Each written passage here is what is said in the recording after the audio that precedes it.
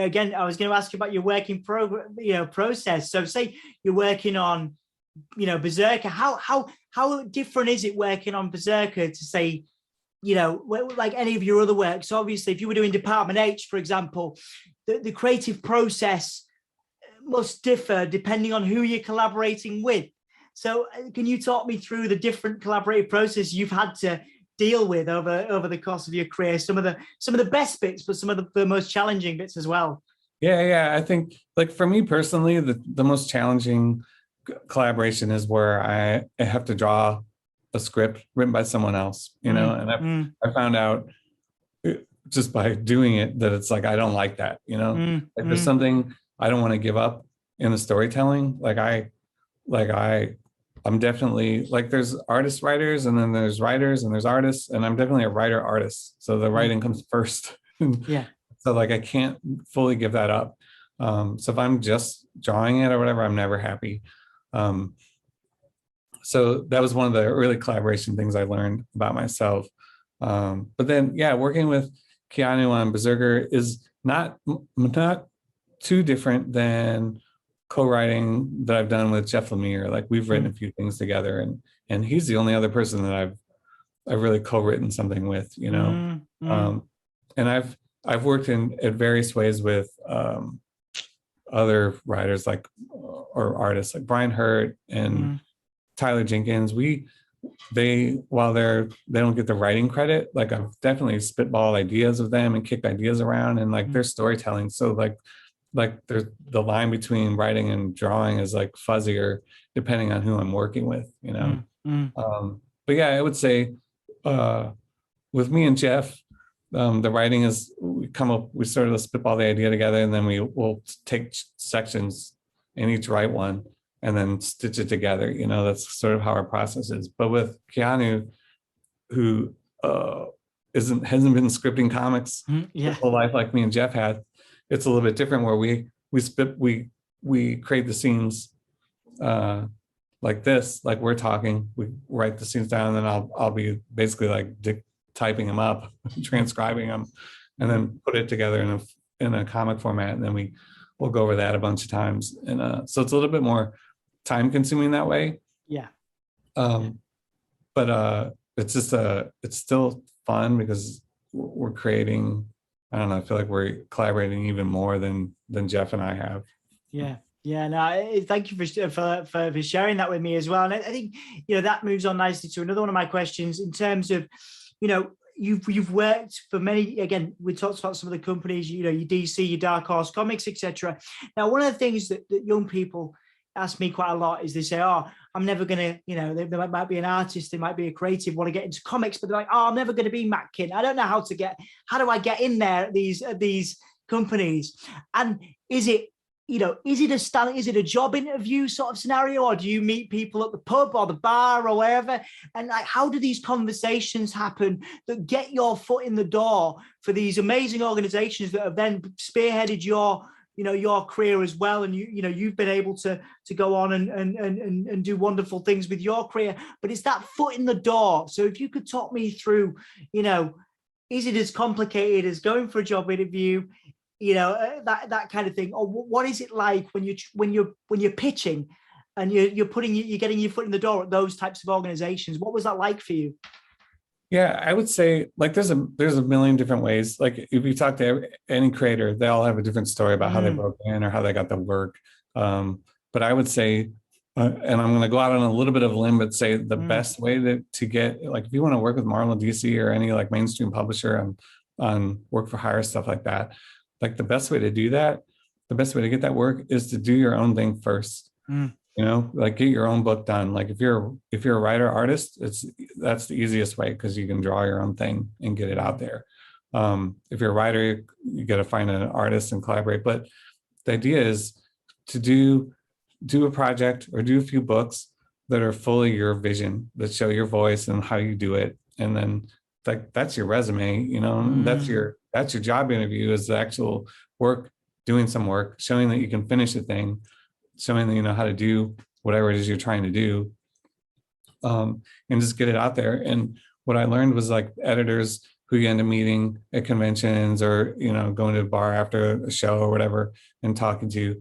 What I learned about those people, the people that actually do the hiring, is that they are fans of comics. You know, they go to the comic shop every week and pick up new stuff. They don't, like, if they're an editor at Marvel or DC, they have to read the Marvel and DC stuff, but that's not the stuff they enjoy reading. You know, they enjoy picking up Image and Dark Horse books or some indie stuff. You know, if you're self-published, that's the stuff they're looking for, because they're not looking for more of the same. They're looking for new voices or somebody who's creative and comes at it from a different angle, and can bring something new to it. And then, so yeah, I would do your own thing first. I would start there. Yeah, I mean, that probably answers some of my next question. But if I'm sure at conventions, and especially, you know, because of the notoriety that all of your work gets, you get plenty of emails, plenty of people coming to you for advice. And I guess if you could tell me some of those key tips that you want to hear from somebody, if somebody comes to you, what kind of skills does somebody need to have? But also, Matt, if you can, what do you not want to see? Because I think some of that gets glossed over sometimes in these chats. You know, people making mistakes. You know, what kind of things do you not want to see from someone if they come to you and they're trying to impress you and they're trying to, you know, try to get their foot in the door, so to speak? Yeah. Two things. So somebody tweeted the other day, and I can't remember who it was, but I'm appropriating this because it's so true, is that they're basically like, well, how do you break into comics, or how do you get into comics? And he said, if somebody asked me that, I would take them to the studio, and then I would sit them down next to me, and I wouldn't say another word. I would just work all day. And that's how you get into comics. You know, you have to put in the work, which is it's kind of a smart ass way of just saying, like, you got to work hard, like you got to get it done. So the flip side to that is the thing you don't want to see is like half of a comic book or half of a book or just a pitch or an outline. It's like you have to, especially your first stuff or your first thing, you need to finish one. Like, even if it's like a 24-page comic, you know, you don't have to do a 200-page graphic novel. Definitely don't make your first book like your 600-page magnum opus that you've been working on your whole life.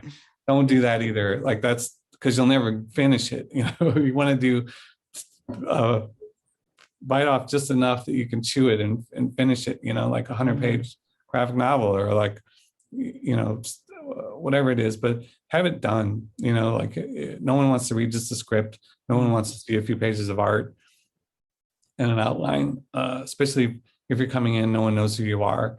Do a book, and then by the process of finishing that book, however long it is, by the process of doing it, you'll know whether you're ready or not. You'll either see the final product and be like, I don't know. But you've learned, you know, you've gotten better just by having done it. You know, I did, my first published book was Pistol Whip.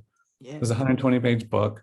But that wasn't the first book I did. I did like maybe like 200 pages worth of mini comics. And I don't mean just like scripts or like half drawn stories. Like, I did full stories. I stapled and photocopied them and put them together and took them to conventions and tried to hand sell them and like that whole process. So I did that a bunch of times before I even tried to get published. Because that's the other thing, is like, you got to look at your own work and be honest with yourself. Like, is it ready? Like, I don't think Pistol Whip, when I finished it, I was like, this is it. It's as good as I can do. Art and story, it's as good as I can do where I'm at right now. And I compared it to everything out there, and I was like, well, it's not better than everything. It's better than the worst stuff that's published, but it's somewhere in the middle, you know? So I felt like it was maybe ready. But everything before then wasn't. You know, I looked at it, I was like, the art was rough. The stories were like, I was still figuring things out or trying new things, and it wasn't quite right, you know? So you have to be honest with yourself also. Absolutely. And there's some really valuable stuff in there, Matt. Thank you so much. 2 or 3 more questions then now before we finish. I'd like to, you know, sort of maybe rephrase a sort of tried and tested question, rather than asking you about career highlights, I'm going to ask you about life highlights, because many people are going to be like, oh, working on this project, working on this comic, working on, working for this company, etc., working on BRZRKR, and I think it's one of the most popular comic books ever, in terms of how it's sold and everything, which is wonderful. But I'm going to ask you about life highlights, things that you're going to remember, when you're 80, 90, when you're finishing up your life. Not to get too bleak, I'm not wishing you dead. That's not what I'm doing. But the things, whether it's comic book related or otherwise, what are some of the things that you are proud of in your life, things that you love that have happened to you, whether that's comic related or not? Yeah, I would say, like, getting my first book. I remember my first book, Piss Whip. I remember taking it to San Diego, and like I had a mock-up made and I handed it out to a bunch of different editors. And then coming home, and like a week later, this is back when there were answering machines. So I remember being in the kitchen and playing the thing, and then there was a message from Chris Staros at Top Shelf saying like, hey, we want to publish this book, we love it.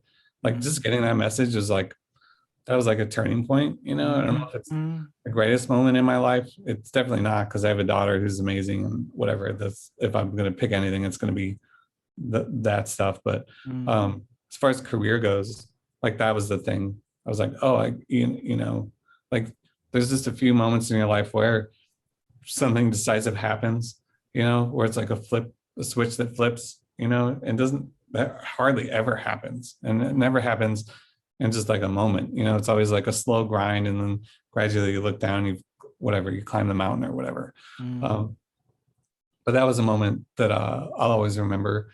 And then, yeah, the rest of, to me, like, the way I look at comics is like, I always wanted to do comics for a living, so that I would just write and draw and tell stories, and have fun, and so the books, there's no single book that I'm like, oh, that book is whatever, my crowning achievement. Or I feel like all the books I've done are just like it's like the wake I'm leaving, like I'm traveling through life, and the books are like the thing that comes off of me, that's left behind.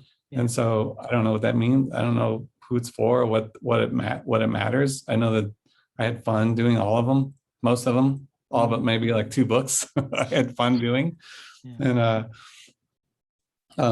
so yeah, I mean, that's how I look at it. The rest of it, to me, like, the highlights of my life are just like traveling, spending time with my family and my wife and my daughter, who's just went to college and everything. And like, those are all of that stuff is what informs what's in the books. So everything that's in those books, it's just like a reflection of my real life stuff, and I'm channeling it. Beautiful, man. Again, thank you so much for sharing that with me. It's lovely to, again, see you be successful, sharing a lot of yourself within your work as well. That's wonderful.